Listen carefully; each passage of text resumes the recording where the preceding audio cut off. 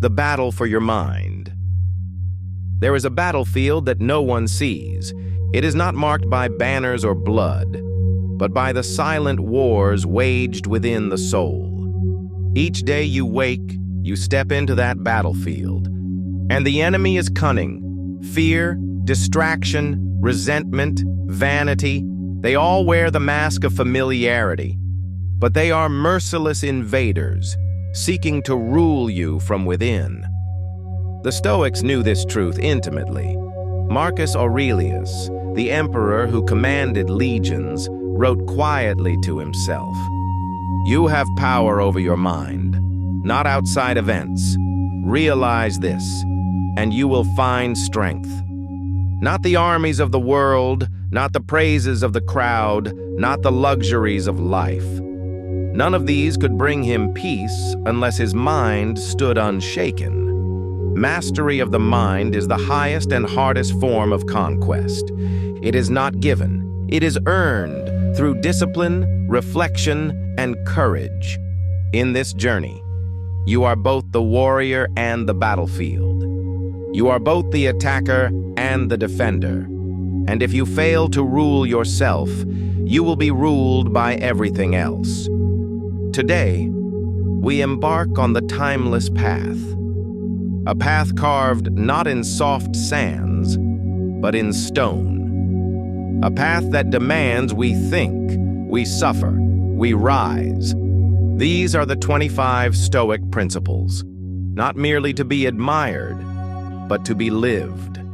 They are the weapons and shields you need to guard the most precious territory you will ever own: your mind. Prepare yourself. The battle begins now. Chapter 2. Control what you can. Release what you cannot. Imagine gripping a rope tied to a wild horse. The more it thrashes, the tighter you cling, until your hands are bloodied, your strength drained, and your body broken. Yet the horse does not stop. It never stops. This is how most live, desperately gripping what was never theirs to control. The opinions of others, the outcomes of fortune, the twists of fate. Epictetus taught, "Some things are up to us, and some are not." The Stoic, therefore, chooses his battles carefully. He does not waste his will on the uncontrollable. He invests it ruthlessly where it matters, on his own thoughts, his own choices, his own character. To try to master what lies outside you is madness. To master what lies within you, this is greatness. Release the illusion. Let the wild horse run where it may. Your concern is not the horse. It is the grip in your own mind, the acceptance, the letting go. Mastery begins the moment you stop fighting the ocean and start mastering the ship. Chapter 3. Your mind shapes your reality. Reality does not strike you like a sword. It approaches quietly, filtered through the gates of your perception. Two men face the same storm. One curses the rain and trembles at the thunder. The other sees it as a baptism of strength, a test sent by nature to temper his will. The event is the same. The reality is not. Marcus Aurelius wrote, "If you are distressed by anything external, the pain is not due to the thing itself, but to your estimate of it, and this you have the power to revoke at any moment. You live inside the fortress of your own mind. There are no true prisons except those you build with fear. No true poisons except those you drink willingly. No true enemies except those you empower with your own belief. The world outside you is raw, chaotic, impartial. But the world inside you, it is yours to command. He who masters his perception does not merely survive reality, he remakes it. The storm becomes stronger. The betrayal becomes wisdom. The hardship becomes fire, forging a mind the world cannot break. See clearly. Think correctly. Shape your world from the inside out. Chapter 4. Suffering comes from false judgments. Pain is inevitable, but suffering, that is chosen. A broken bone hurts. A loss stings. An insult cuts. But it is not the event itself that chains you in misery. It is the judgment you place upon it. Epictetus reminds us, men are disturbed not by things, but by the views which they take of things.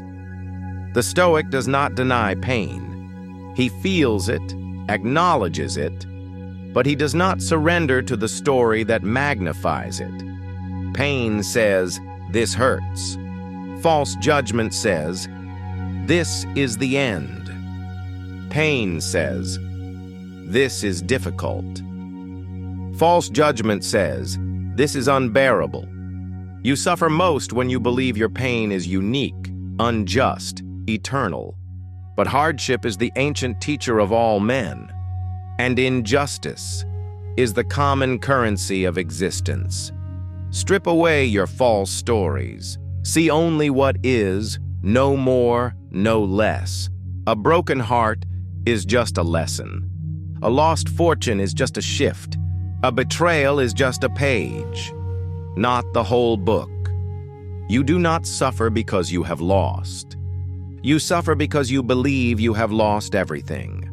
Correct the mind, and you will correct the suffering. Chapter 5. Desire less, fear less. Desire is a fire that promises warmth, but too often delivers only ashes. The Stoics taught that the more a man desires, the more he becomes a slave to the things he cannot control. Seneca said it plainly, "It is not the man who has too little, but the man who craves more. That is poor." Every desire ties a string to your soul, and every string can be pulled by fortune, by betrayal, by disappointment.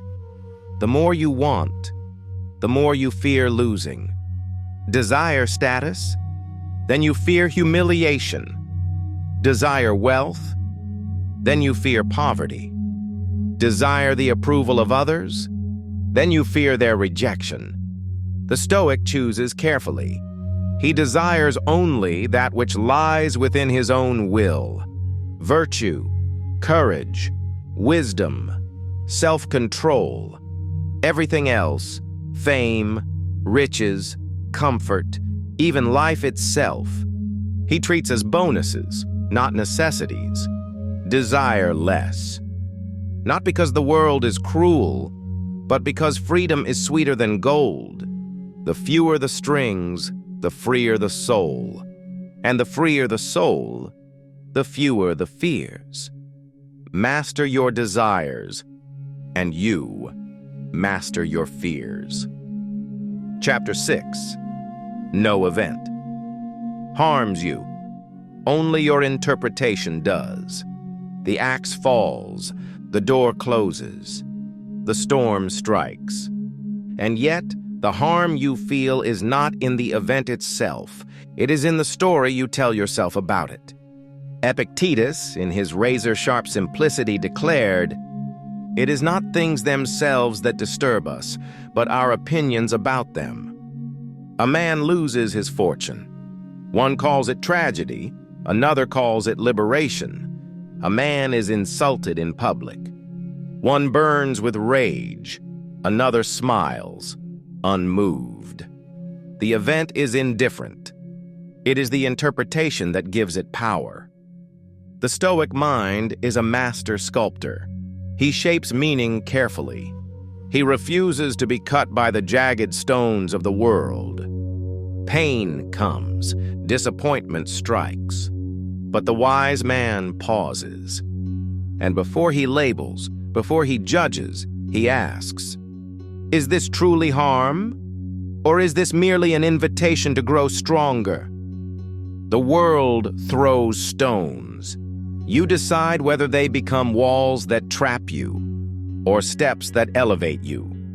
Remember, nothing harms you unless your mind grants it permission. Withdraw that permission, and you become invincible. Chapter 7. Anger is weakness, disguised as strength. Anger arrives like a roaring fire. It feels powerful. It feels righteous. It feels like control. But anger is not power. It is the trembling of a mind that has lost its grip. Seneca, the great Stoic of patience, warned, "Anger, if not restrained, is frequently more hurtful to us than the injury that provokes it." The man who strikes out blindly is not strong. He is ruled by the lash of his own emotions. The Stoic knows, to be easily provoked is not a mark of strength. It is a scar of fragility. It is the outward sign that your peace is hostage to circumstance, your dignity surrendered to chaos. True strength is silent, deliberate, immovable. It chooses when to act and when to remain still. It does not mistake rage for courage, nor fury for authority. When insulted, remain composed. When betrayed, remain measured. When tempted to wrath, remember, the greater the anger, the greater the defeat. Master your anger, and you will walk among men as a mountain among shifting sands. Chapter 8. Wealth is measured by what you can live without. The world counts wealth in gold coins, towering houses, and roaring applause. The Stoic counts differently. Wealth, to the philosopher, is not found in the abundance of possessions, but in the scarcity of needs. Epictetus lived in exile, clothed in rough garments, yet declared, "Wealth consists not in having great possessions, but in having few wants." A man chained to luxuries is a slave, no matter how fine his palace. The more you require to be happy, the more vulnerable you become. The more conditions you place on your peace, the easier it is to rob you of it. Can you be content with little? Can you find joy in simplicity? Can you dine modestly, sleep soundly, walk humbly, while kings and merchants rage around you for more? The Stoics' riches are invisible. They are carried not in bags, but in the soul. Possess little, want less, and you will own a fortune no thief can steal, no flame can burn, and no fortune can reverse. Freedom is the only true currency, and he who needs least owns most. Chapter 9. Embrace discomfort. It is the forge of strength. Comfort weakens the will. Luxury softens the mind. Ease dulls the blade. A life without hardship is a sword left to rust. Beautiful once, but useless when the battle comes. The Stoics knew that strength is not found in avoiding suffering, but in walking willingly into discomfort, with head held high, with heart unbroken. Musonius Rufus, the forgotten general of discipline, taught, "No man is born brave. He becomes so through training and practice in hardship. The man who trains himself to embrace discomfort trains himself to endure life. The cold morning, welcomed. The harsh word, absorbed. The heavy burden, carried with silent pride. Each small conquest over pain, over fatigue, over fear, is a brick laid in the fortress of your soul. The modern mind flees discomfort. The Stoic mind pursues it, not for cruelty, but for clarity, for courage, for command. Discomfort is the fire. You are the iron. And every flame you endure tempers you into something unbreakable. Seek the hard path, for it leads where the easy road cannot. Chapter 10. Focus on your character, not your reputation. The world demands masks. It rewards performance, flattery, and the art of appearing good rather than being good. But the Stoic walks a different road. He is not concerned with how others see him, only with who he truly is when no one is watching. Marcus Aurelius wrote to himself, "It never ceases to amaze me. We all love ourselves more than other people, but care more about their opinion than our own. Reputation is a shifting wind. It blows favorably today and bitterly tomorrow. To chase it is to build your house on sand. Character is stone, unmoved by praise, unshaken by blame. Ask yourself not, do they admire me? Ask instead, am I living according to virtue? The applause of the crowd fades. The crowns rust. The statues fall. But the soul you forge in silence, in moments of honesty, courage, discipline, that soul endures beyond the noise of men. Guard your character fiercely. It is the only legacy you truly own. Be good, not seen as good."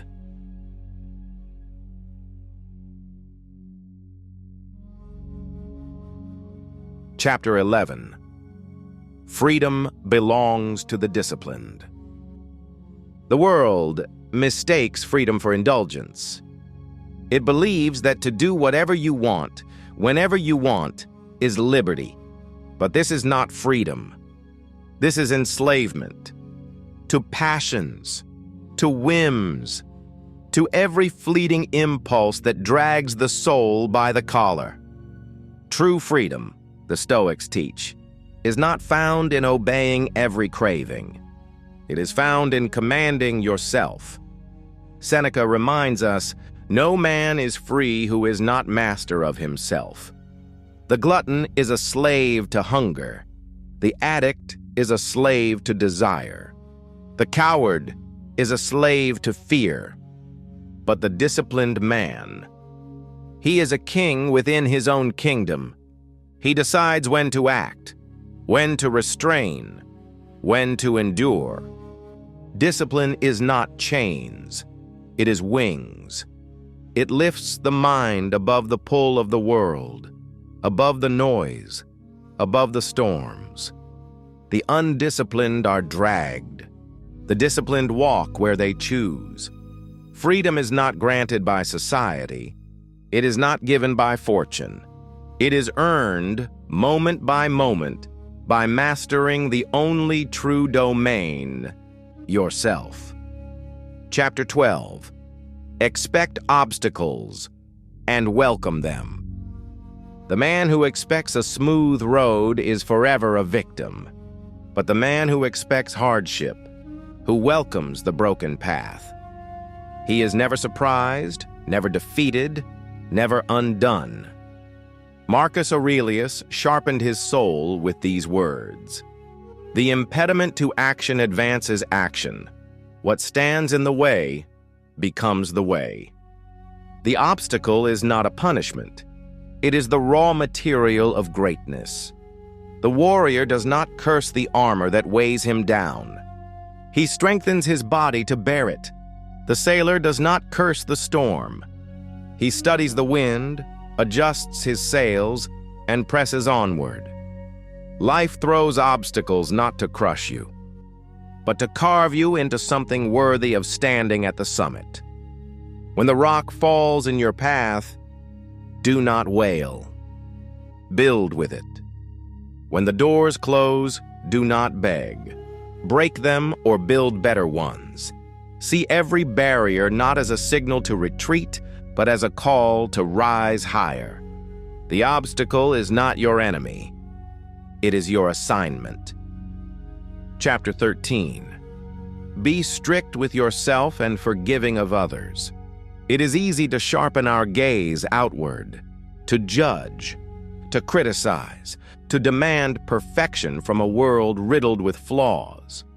But the Stoic does not waste his sword on the world. He sharpens it inward. Epictetus taught, "Be tolerant with others and strict with yourself. Hold yourself to a higher standard. Demand discipline from your own heart. Demand virtue from your own choices. Demand truth from your own words. But when you look upon others, let mercy sit upon your throne. For what are they but travelers like you, stumbling, struggling, forgetting, failing, as you have, as you still do, as you will again. To judge them harshly is to forget your own battles. To despise their weakness is to despise your own humanity. Let your life be a quiet fortress, unbreakable in its inner laws, unshakable in its compassion toward others, discipline for yourself, forgiveness for the world. That is the Stoic way." Chapter 13. Be strict with yourself and forgiving of others. It is easy to sharpen our gaze outward, to judge, to criticize, to demand perfection from a world riddled with flaws. But the Stoic does not waste his sword on the world. He sharpens it inward. Epictetus taught, "Be tolerant with others and strict with yourself. Hold yourself to a higher standard. Demand discipline from your own heart. Demand virtue from your own choices. Demand truth from your own words. But when you look upon others, let mercy sit upon your throne. For what are they but travelers like you, stumbling, struggling, forgetting, failing, as you have, as you still do, as you will again. To judge them harshly is to forget your own battles. To despise their weakness is to despise your own humanity. Let your life be a quiet fortress, unbreakable in its inner laws, unshakable in its compassion toward others. Discipline for yourself, forgiveness for the world. That is the Stoic way." Chapter 14. Live according to nature, not fantasy. The world spins illusions. It whispers that you must be more, richer, louder, faster, greater. It teaches you to chase shadows, to hunger for the impossible, to despise your own simple being. But the Stoic hears a different call. He returns to nature. He returns to what is real. Marcus Aurelius wrote, "If you are pained by any external thing, it is not this thing that disturbs you, but your own judgment of it, and it is in your power to wipe out that judgment now." Nature asks little: to breathe, to think rightly, to act justly, to endure hardships as the earth endures the storm, uncomplaining, unmoved. To live according to nature is to accept the limits of your power, to honor the cycles of growth and decay, to stand as a living part of the vast and eternal whole. You are not here to become a god of fantasy. You are here to become fully, fiercely human. Live simply. Live honestly. Live in rhythm with the great silent laws that govern all things. Anything else is madness, a revolt against the very soul you were given. Chapter 14. Live according to nature, not fantasy. The world spins illusions. It whispers that you must be more, richer, louder, faster, greater. It teaches you to chase shadows, to hunger for the impossible, to despise your own simple being. But the Stoic hears a different call. He returns to nature. He returns to what is real. Marcus Aurelius wrote, "If you are pained by any external thing, it is not this thing that disturbs you, but your own judgment of it, and it is in your power to wipe out that judgment now." Nature asks little: to breathe, to think rightly, to act justly, to endure hardships as the earth endures the storm, uncomplaining, unmoved. To live according to nature is to accept the limits of your power, to honor the cycles of growth and decay, to stand as a living part of the vast and eternal whole. You are not here to become a god of fantasy. You are here to become fully, fiercely human. Live simply.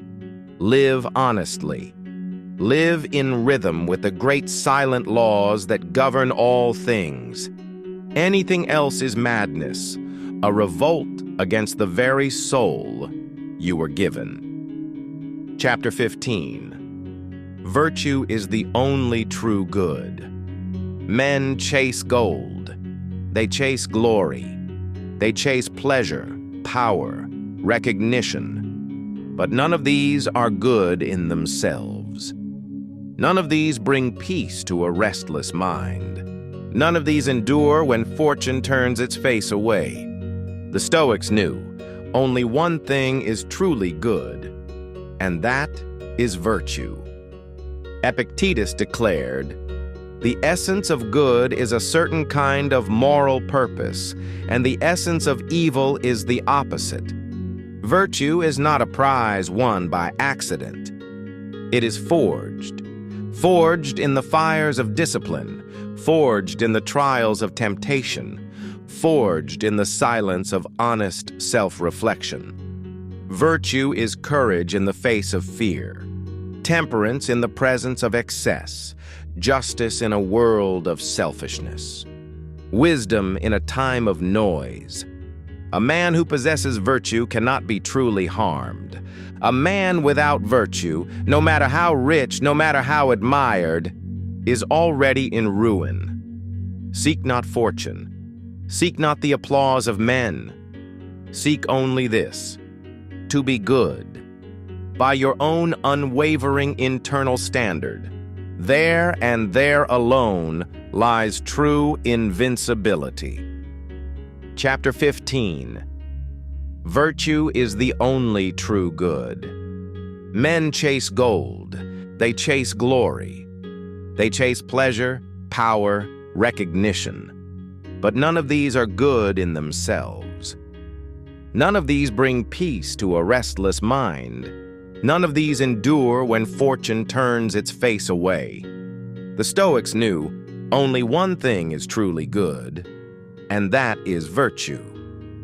Epictetus declared, "The essence of good is a certain kind of moral purpose, and the essence of evil is the opposite. Virtue is not a prize won by accident. It is forged in the fires of discipline, forged in the trials of temptation, forged in the silence of honest self-reflection. Virtue is courage in the face of fear, temperance in the presence of excess, justice in a world of selfishness, wisdom in a time of noise. A man who possesses virtue cannot be truly harmed. A man without virtue, no matter how rich, no matter how admired, is already in ruin. Seek not fortune. Seek not the applause of men.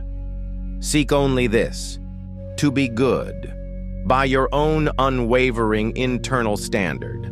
There and there alone lies true invincibility." Chapter 16. You are not owed anything. Gratitude is power. The universe owes you nothing, not comfort, not fairness, not even life itself. The child wails for fairness. The tyrant demands tribute from fate, but the Stoic, he bows to no illusions. Seneca taught, expecting is the greatest impediment to living. In anticipation of tomorrow, it loses today. You are born owing a debt to time, to nature, to circumstance. You walk a narrow bridge between birth and death, a bridge promised to no man. Yet look how much you are given. The air that fills your lungs, the mind that reasons, the strength that endures. Each breath is a gift. Each sunrise an undeserved wonder, each hardship an invitation to become unbreakable. You are not a victim. You are not owed. And when you abandon entitlement, you inherit gratitude. And gratitude is power. The grateful man is never poor. The grateful man is never conquered. The grateful man can turn even ashes into gold. Thank the world, even when it wounds you. Thank it for making you strong. Chapter 17. Resentment. Poisons the soul. Let it go. Resentment is a slow poison. It does not strike with thunder. It seeps quietly into the mind, clouding judgment, corroding joy, enslaving the spirit. You think you are punishing the one who wronged you. But in truth, you are chaining yourself to their offense. Epictetus warned, when someone does you wrong, immediately consider what view of good or evil led them to it. Once you see that, you will pity them, not feel resentment. The Stoic understands. Resentment is not strength. It is not justice. It is weakness. Weakness disguised as righteousness. To carry hatred is to carry a burning coal, hoping the smoke will choke your enemy. All it does is suffocate you. Forgiveness is not forgetting. It is freeing. Freeing yourself from the endless rehearsals of pain, from the constant reliving of betrayal. You cannot climb while clutching stones. You cannot rise while dragging chains. Let it go, not because they deserve it, but because you do. The soul was not made for bitterness. It was made for endurance. It was made for freedom. Chapter 17. Resentment. Poisons the soul. Let it go. Resentment is a slow poison. It does not strike with thunder. It seeps quietly into the mind, clouding judgment, corroding joy, enslaving the spirit. You think you are punishing the one who wronged you, but in truth, you are chaining yourself to their offense. Epictetus warned, when someone does you wrong, immediately consider what view of good or evil led them to it. Once you see that, you will pity them, not feel resentment. The Stoic understands. Resentment is not strength. It is not justice. It is weakness. Weakness disguised as righteousness. To carry hatred is to carry a burning coal, hoping the smoke will choke your enemy. All it does is suffocate you. Forgiveness is not forgetting. It is freeing. Freeing yourself from the endless rehearsals of pain, from the constant reliving of betrayal. You cannot climb while clutching stones. You cannot rise while dragging chains. Let it go, not because they deserve it, but because you do. The soul was not made for bitterness. It was made for endurance. It was made for freedom. Chapter 18. Prepare for adversity as certainty, not possibility. The fool is shocked by hardship. He cries out, "Why me?" He stamps his feet at fate as if injustice has visited him alone. But the Stoic expects adversity. He greets it not with despair, but with readiness. Seneca taught, the wise man regards all adversity as training. Rain falls on both the righteous and the wicked. Sickness strikes both the strong and the weak. Death visits both the king and the beggar. Hardship is not a punishment. It is not even a surprise. It is the rhythm of existence. The Stoic prepares his soul as a soldier sharpens his blade, not when battle comes, but long before. He fortifies his mind against loss, against betrayal, against disappointment. He reminds himself daily, these things will happen, and I will meet them as a man. not a child. Expect nothing to be easy. Expect everything to test you.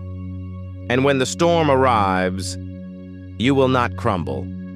You will rise because you trained for it, because you expected it, because you are ready. Chapter 19. Master your emotions, or they will master you. Emotions are not the enemy. Fear, anger, sorrow, they are the fires of the mind. But if left unchecked, they do not warm you, they burn you. The Stoic does not seek to destroy emotion. He seeks to govern it, to rule the passions, not be ruled by them. Seneca warned, "You must hold mastery over your mind or be mastered by it." The untrained man is a leaf in the storm. The smallest offense sends him raging. The smallest fear sends him fleeing. The smallest sadness sinks him into despair. But the trained mind, the mind tempered by reflection and will, it feels fully, but it acts rightly. The Stoic does not deny fear. He acknowledges it and moves forward anyway. He does not deny anger.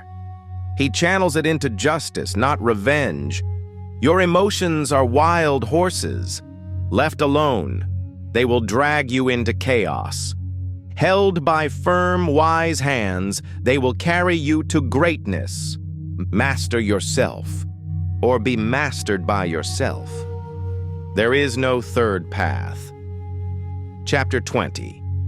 Act with purpose, or not at all. Action without aim is chaos. Movement without meaning is waste. The Stoic does not move because of urgency, fear, or boredom. He moves because principle commands it. He acts with precision, or he does not act at all. Marcus Aurelius gave himself a simple, ruthless order. If it is not right, do not do it.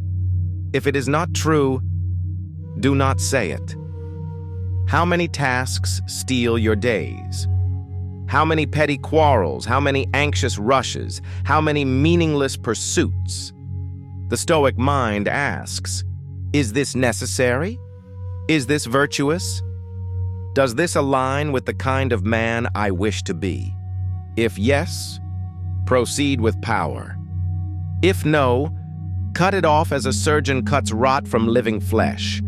Every action must be an arrow, not a scatter of dust. Every word must build, not erode. The undisciplined life is full of noise. The disciplined life is full of meaning. Act with purpose, or do not act at all.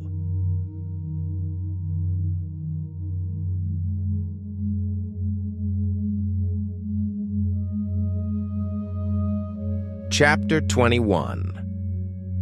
Don't explain your philosophy, embody it. Talk is easy. Talk impresses crowds. Talk wins applause. But philosophy is not for speeches. It is for living. Epictetus charged his students with a simple command. Don't explain your philosophy. Embody it. Do not tell the world you are disciplined. Be disciplined. Do not boast that you are courageous. Walk into fear, without banners, without noise. The Stoic does not broadcast his virtue. He lets his actions speak, silently, steadily, powerfully. In anger, he responds with calm. In insult, he responds with dignity. In temptation, he responds with restraint. You will know a tree by its fruits. You will know a soul by its deeds. Philosophy lived is a fortress no storm can breach. Philosophy spoken but not lived is a paper house in a hurricane. Walk your philosophy. Bleed it into every choice, and the world, without even knowing, will see something unshakable walking among them. Death is the final gate, the last appointment we all must keep. And yet men spend their lives running from it. as if hiding can delay its arrival. The Stoic faces death with clear eyes. He does not fear it. He honors it. Marcus Aurelius wrote with brutal calm, "Do not act as if you will live 10,000 years. Death hangs over you. While you live, while it is in your power, be good." Fear of death wastes life. It makes cowards of kings and beggars of the free. The Stoic understands death gives urgency to virtue. It sharpens the soul to act rightly now, not tomorrow, not later, now. Do not tremble at the thought of your end. Do not cling so tightly to life that you forget how to live it. Rush toward death with honor, not hastily, not foolishly, but with the serene pace of a man who has left nothing unfinished, nothing unsaid, nothing unlived. To die well is not tragedy, it is triumph. Fear death, and you are a slave. Prepare for death, and you are a king. Chapter 22. Death is not to be feared, but rushed toward in honor. Death is not an enemy. It is a messenger. It comes for kings and beggars alike, and it comes without apology. The fool trembles at its approach, begs for one more day, squanders his soul clinging to fading illusions. The Stoic stands differently. He prepares for death, not with dread, but with readiness. Marcus Aurelius reminded himself daily, "You could leave life right now. Let that determine what you do and say and think. Every breath is borrowed, every step is a gift. And the wise man wastes none of them in fear. He does not flee death. He rushes toward it in honor, making each hour an offering of courage, each act a tribute of virtue. To live well is to die well. To die well is to have lived rightly, unshackled from regret, unbroken by fear. Fear, not the end. Fear only the life half lived." Chapter 23. Silence often speaks louder than opinion. Noise is cheap. Opinions are endless. Arguments swirl like dust in the wind. But silence is power. Epictetus advised, "If someone speaks ill of you, do not defend yourself against his accusations, but reply, 'You obviously do not know me very well, since there are so many other faults you could have mentioned.'" The Stoic does not rush to defend his pride. He does not shout for validation. He does not waste breath proving himself to those unworthy of understanding. He lets his life speak. He lets his conduct shout louder than any tongue could. Sometimes the greatest rebuttal to slander is to walk onward, calm, unmoved, radiant in virtue. The wise man knows. Silence terrifies the guilty. It disarms the foolish, and it protects the precious energy needed for real battles. Speak less, move more. Let your actions be your armor. Chapter 24. Your past is a tool, not a prison. The past is not a chain, it is a chisel. Too many carry their former failures like a curse, dragging the corpses of yesterday behind them into every tomorrow. The Stoic carries his past differently. He carries it as a tool.